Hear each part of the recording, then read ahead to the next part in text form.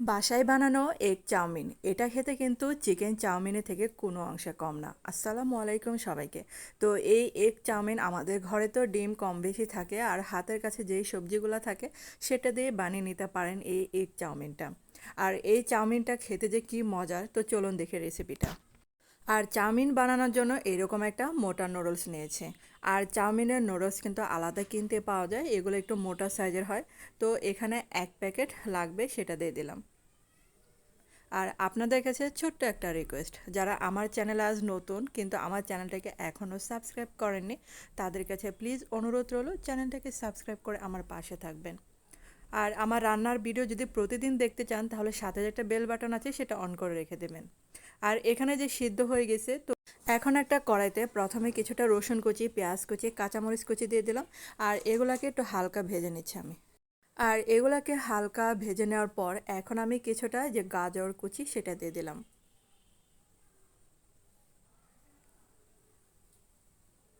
আর এগুলো একটু হালকা ভেজে নিচ্ছি আমি।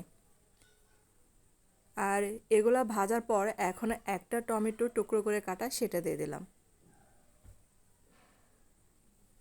এখন টমেটো দিয়ে আরও 2 থেকে 3 মিনিটের মতো ভেজে নেব।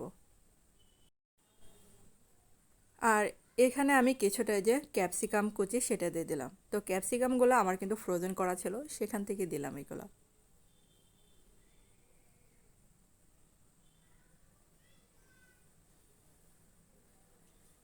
আর এখন এই যে আমি এগুলো একটু সাইড করে 2টা ডিম ভেঙে রেখেছিলাম সেটা দিয়ে দিলাম।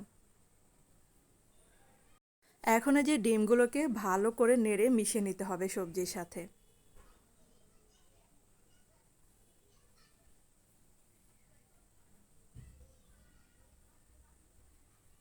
আর এখন দিয়ে দিলাম স্বাদ মতো লবণ। আর সবজি আর ডিমগুলোকে একসাথে একটু ভেজে নিতে হবে।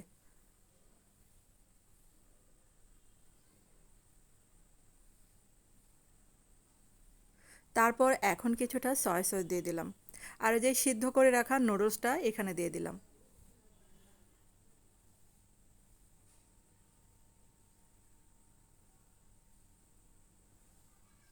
আর এখন দিয়ে দিচ্ছি টমেটো সস।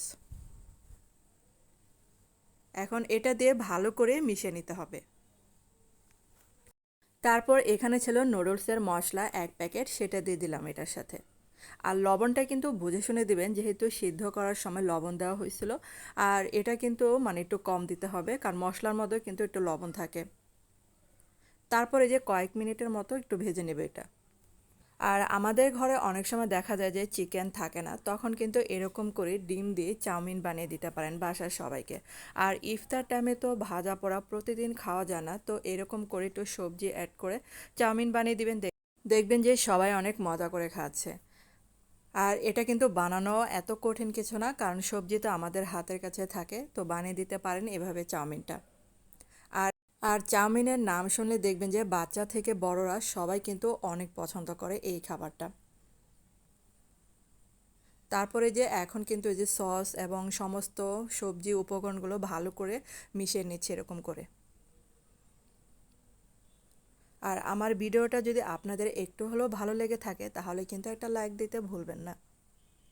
আর এগুলা কিন্তু রান্না হয়ে গেছে, তো এখন একটা প্লেটে আমি এরকম করে পরিবেশন করে দেখালাম। তো আপনাদের কাছে কেমন লাগলো অবশ্যই কিন্তু কমেন্ট করে জানাবেন। আর এই মজার চাউমিনটা অবশ্যই কিন্তু করে দেখবেন, অনেক ভালো লাগে এই চাউমিনটা।